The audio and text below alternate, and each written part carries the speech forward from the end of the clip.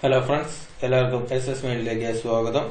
ഇന്ന് നമ്മൾ ഡിസ്കസ് ചെയ്യാൻ പോകുന്നത് 064/2018 എന്ന ക്വസ്റ്റ്യൻ പേപ്പറാണ്.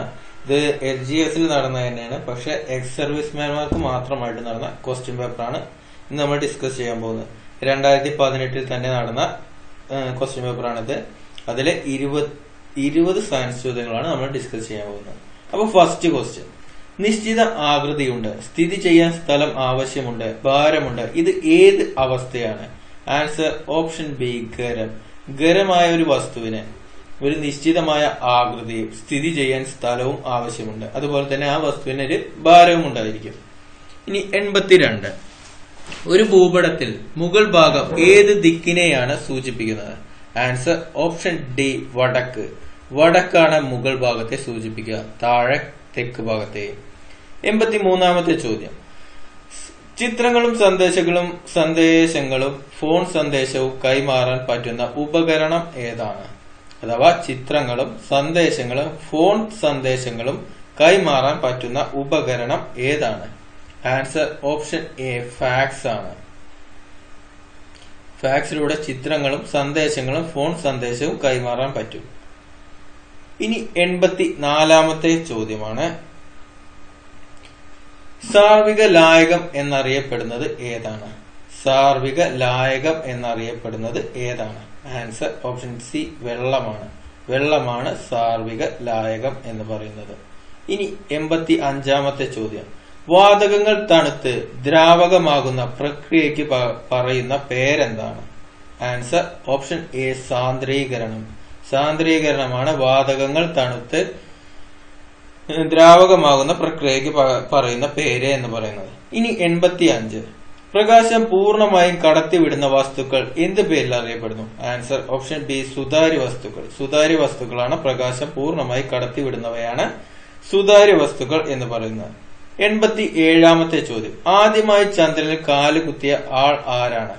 Answer option D, Neil Armstrong ആണ്. നീൽ ആംസ്ട്രോങ് ആണ് ആദ്യമായി ചന്ദ്രനിൽ കാലുകുത്തിയ ആൾ. 88: ലഘുയന്ത്രങ്ങളിൽ നാം പ്രയോഗിക്കുന്ന ബലം ഏതാണ്? ലഘുയന്ത്രങ്ങളിൽ നാം പ്രയോഗിക്കുന്ന ബലം ഏതാണെന്നാണ് ചോദ്യം.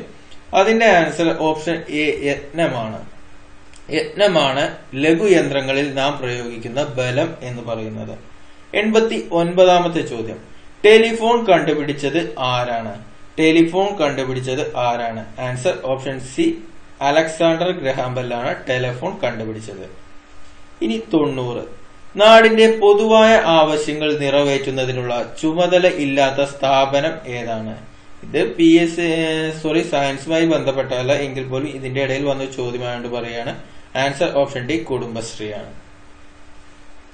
91: ജീവകം എയുടെ കുറവ് മൂലം മനുഷ്യരിൽ ഉണ്ടാകുന്ന രോഗം ഏതാണ്?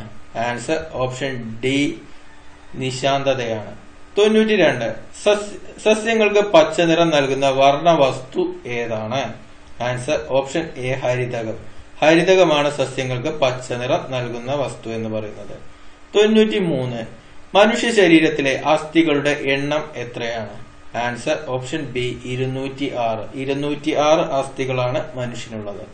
94: ഒരു ആവാസ വ്യവസ്ഥയിലെ ഉൽപാദകർ ആരാണ്? ആൻസർ ഓപ്ഷൻ സി, ഹരിത സസ്യങ്ങളാണ്. 95: കാറ്റിലൂടെ പരാഗണം നടത്തുന്ന സസ്യം ഏതാണ്? കാറ്റിലൂടെ പരാഗണം നടത്തുന്ന സസ്യം ഏതാണെന്ന് ചോദിച്ചാൽ ആൻസർ ഓപ്ഷൻ സി, നെല്ലാണ്. കാറ്റിലൂടെ പരാഗണം നടത്തുന്നത് നെല്ലാണ്. 96: മൂന്നാറിലെ രാജമല ഏത് ജീവികളുടെ സംരക്ഷണ കേന്ദ്രമാണ്? ആൻസർ ഓപ്ഷൻ എ, വരയാട്. രാജമല വരയാടുകളുടെ സംരക്ഷണ കേന്ദ്രമാണ്. 97: മനുഷ്യകോശത്തിലെ ക്രോമസോമുകളുടെ എണ്ണം എത്രയാണ്? ആൻസർ ഓപ്ഷൻ ബി, 23 ജോഡി അല്ലെങ്കിൽ 46 എണ്ണം. അത് രണ്ടായിട്ട് തരാറുണ്ട്. ഇനി 98: ക്യൂലെക്സ് കൊതുകുകളിലൂടെ പകരുന്ന രോഗം ഏതാണ്? ആൻസർ ഓപ്ഷൻ എ, മന്താണ്. ക്യൂലെക്സ് കൊതുകുകൾ പരത്തുന്നതാണ് മന്ത്. ഇനി 99: മനുഷ്യനിൽ ദഹനം എവിടെ വെച്ചാണ് ആരംഭിക്കുന്നത്? ആൻസർ ഓപ്ഷൻ എ, വായിൽ വെച്ചിട്ടാണ് ദഹനം ആരംഭിക്കുന്നത്. ഇനി 100-ാമത്തെ ചോദ്യം സ്ഥിരമായിട്ടുള്ള PSCയുടെ മറ്റൊരു ചോദ്യമാണിത്. പയർ ചെടിയുടെ വേരുകളിൽ കാണുന്ന ബാക്ടീരിയ ഏതാണ്? പയർ ചെടികളുടെ വേരുകളിൽ കാണുന്ന ബാക്ടീരിയ ഏതാണെന്ന് ചോദിച്ചാൽ ആൻസർ ഓപ്ഷൻ എ റൈസോബിയം ആണ്. റൈസോബിയം ബാക്ടീരിയകളാണ്. ഇവിടെ റൈബോസോമും കാണാം. അതുകൊണ്ടാണ് പറയുന്നത് റൈസോബിയമാണ് ശരിയായ ആൻസർ. ഇപ്പൊ നമ്മൾ ഈ ക്വസ്റ്റ്യൻ പേപ്പറിൽ 20 ക്വസ്റ്റ്യൻ പേപ്പർ ഡിസ്കസ് ചെയ്ത് കഴിഞ്ഞു. ഇതിൽ നിങ്ങൾക്ക് അറിയാത്ത ക്വസ്റ്റ്യൻസ് നിങ്ങൾ നോട്ടിലേക്ക് മാറ്റി എഴുതാൻ ശ്രമിക്കണം. എന്നിട്ട് അത് വീണ്ടും പഠിച്ചതിന് ശേഷം ഈ വീഡിയോ കണ്ടിട്ട് ഒന്നുകൂടി നിങ്ങൾ അത് തറമായിട്ട് പഠിച്ചിരിക്കണം. അപ്പൊ നിങ്ങൾക്ക് എത്ര മാർക്കാണോ ഈ ക്വസ്റ്റ്യൻ പേപ്പറിൽ കിട്ടിയത് അത് കമന്റ് ആയിട്ട് രേഖപ്പെടുത്തുക. നിങ്ങൾക്ക് ഈ വീഡിയോ ഇഷ്ടപ്പെട്ടാൽ മറ്റുള്ളവരിലേക്ക് ഷെയർ ചെയ്യുകയും ലൈക്ക് ചെയ്യുകയും ചെയ്യുക. Thanks for watching.